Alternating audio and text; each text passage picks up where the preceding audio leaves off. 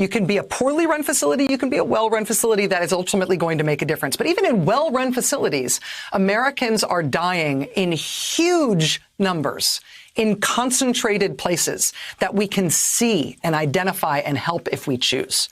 I mean, where we are counting the deaths in nursing homes, it turns out that nursing home deaths are often the majority of people who are dying in a particular region or a particular state. Mostly, though, we're just not counting them. The federal government is not tracking this. And if the federal government isn't tracking this, then, states or even local communities are going to have to figure out a way to help these places, to get medical staff in there. Not all nursing facilities have a lot of medical staff, but they need them now. They need medical staff added to the regular rota of people who they've got working in those facilities. They need medical help. They need protocols for how to handle this right and supplies to be able to fulfill those protocols. They need priority and regular access to testing. They need to be visible and connected to the larger healthcare response that we are seeing in the hospitals, but that we are not seeing in these places. When the police chief there from that town where they have had 68 dead, where they had to come in and haul out 14 bodies of overflow from the morgue this week because they got an anonymous tip about bodies stacking up.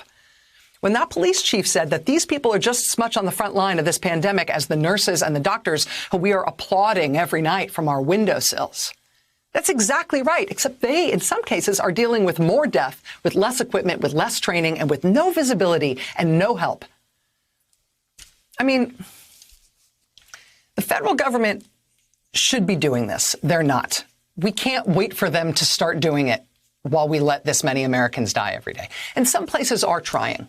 The Democratic congressman who represents that part of New Jersey where that facility is, where we just heard from the mayor and the police chief, he says that when he got a call in his office asking that facility to please source body bags, he says he asked FEMA, he called FEMA to inquire about please maybe sending in some National Guard medics to that facility.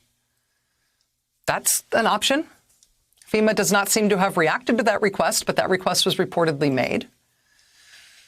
In New York State, New York's Governor Andrew Cuomo has this week started to announce every day the number of deaths specifically in nursing homes.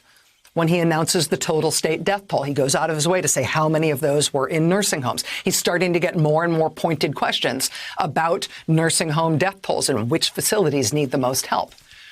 Maryland and Virginia, the governors in those two states, one Democrat and one Republican, have formed state task forces. They've joined forces there in those two adjoining states to form these multi-agency task forces, including the National Guard, to go into nursing homes, to try to assess crisis situations, to try to prioritize supplies into those facilities, to try to organize help.